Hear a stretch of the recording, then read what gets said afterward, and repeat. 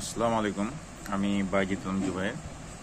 এই মুহূর্তে আমি যে প্রজেক্টটি সামনে রাখছি সেটা হচ্ছে অ্যান্ড গেট অপারেশন। এটা 12তম ক্লাসের প্রথম প্রজেক্ট। তো এই ক্ষেত্রে আমি একটা অবস্টাকল সেন্সর, একটি লাইট সেন্সর এবং একটি ইজিয়ার ল্যাম্প ইউজ করছি এবং একটি অ্যান্ড গেট ইউজ করছি।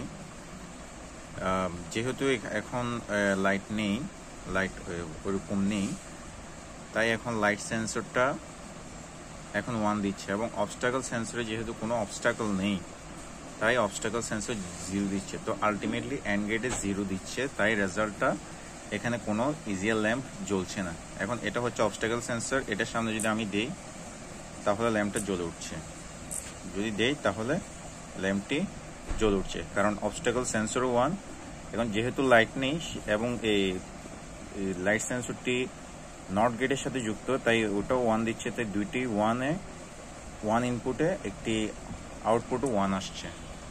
এখন যদি লাইট ইউজ করি এবং লাইট ইউজ করে যদি আমি অবস্টাকল সেন্সরের সামনে হাত নেই তাহলে এটি কাজ করছে না, কারণ লাইট ইউজ করার কারণে লাইট সেন্সরটি 1 হয়ে গেছে এবং নট গেটের কারণে এটা 0 হয়ে গেছে।